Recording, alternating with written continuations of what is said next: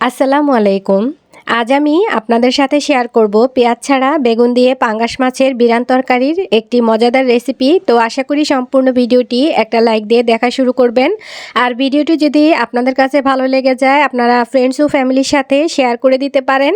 আজকের রেসিপিটি তৈরি করার জন্য এখানে লেজসহ 8 পিস পাঙ্গাস মাছ নিয়েছি। আর মাছগুলো খুব ভালো করে ধুয়ে নিয়েছি যাতে করে মাছের কোনো ব্যাড স্মেল না থাকে।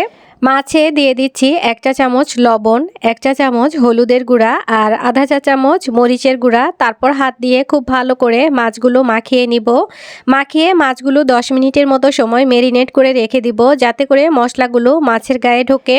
মাছগুলো মেরিনেট করে রেখে দিয়েছি। আর এদিকে আমি আজকে বেগুন দিয়ে যেহেতু পাঙ্গাস মাছ রান্না করব তো বেগুনগুলো কেটে নিচ্ছি। এখানে নিয়েছি 4টা বেগুন, প্রায় 400 গ্রাম হবে।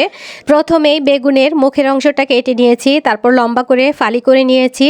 তাতে করে দেখা যাবে যে বেগুনে যদি কোনো পোকা অংশ থাকে তো সেটা ফেলে দেওয়া যাবে। তো আমার একটা বেগুনে কিন্তু পোকা হয়েছে, আমি সেই অংশটা বাদ দিয়ে নিয়েছি। এরপর ছোট ছোট টুকরো করে আমি সরাসরি পানিতে নিয়ে নিচ্ছি, এতে করে বেগুনগুলো কালো হবে না। তো সবগুলো বেগুন আমি একই প্রসেসে কেটে নিচ্ছি। কেটে নিয়ে চলে যাচ্ছি রান্নায়। আর রান্না করার জন্য একটা ফ্রাই প্যান গরম করে নিয়েছি, দিয়ে দিচ্ছি 3 টেবিল চামচের মতো সয়াবিন তেল। তেলটা গরম হয়ে যাওয়ার পর আগে থেকে মেরিনেট করে রাখা মাছগুলো দিয়ে দিব একটা একটা করে। এই পর্যায়ে কিন্তু অবশ্যই সাবধানতা অবলম্বন করতে হবে, যেহেতু পাঙ্গাস মাছ ফুটে কিন্তু গায়ে আসতে পারে। ফ্রাই প্যানে মাছ দেওয়ার পর 3 থেকে 4 মিনিট সময় অপেক্ষা করতে হবে এক পিঠ ভাজা হয়ে যাওয়ার জন্য। তো এক পিঠ যখন ভাজা হয়ে যাবে আমি উল্টে পাল্টে 2 পিঠ গোল্ডেন ব্রাউন করে ভেজে নিব। এরপর মাছগুলো নামিয়ে নিব। আর মাছ ভাজা তেলের সাথে আরও 1 টেবিল চামচ তেল দিব, দিয়ে বেগুনগুলো দিয়ে দিব। বেগুনগুলো কিন্তু আমি খুব ভালো করে ধুয়ে নিয়েছি। বেগুনে দিয়ে দিব খুবই সামান্য পরিমাণে হলুদের গুঁড়া আর সামান্য পরিমাণে লবণ, দিয়ে আমি বেগুনগুলো নাড়াচাড়া করে হলুদ আর লবণের সাথে মিশিয়ে নিব। মিশিয়ে নিয়ে ঢাকনা দিয়ে ঢেকে কিছুটা সময় রান্না করে নিব। এই পর্যায়ে চুলার তাপটা মিডিয়ামে রাখতে হবে।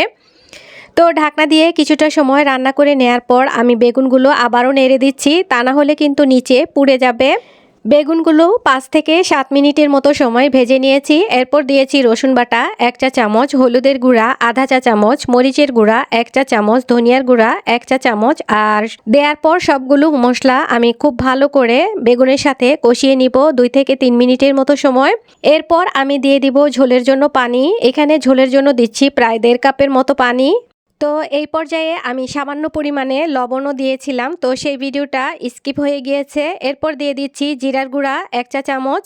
জিরার গুঁড়া দেওয়ার পর আমি দিয়ে দিচ্ছি আগে থেকে ভেজে রাখা মাছগুলো দেওয়ার পর কিছুটা সময় রান্না করে নিতে হবে যাতে করে মশলার কাঁচা গন্ধটা চলে যায়। তো কিছুটা সময় রান্না করে নেওয়ার পর দিয়ে দিচ্ছি 4 থেকে 5টি কাঁচামরিচ আর কিছু ধনিয়া পাতা।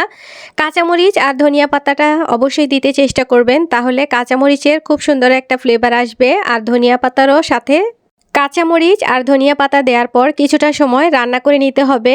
তো খুব সহজেই ঝটপট তৈরি হয়ে গেল পেঁয়াজ ছাড়া বেগুন দিয়ে পাঙ্গাস মাছের বিরান তরকারি।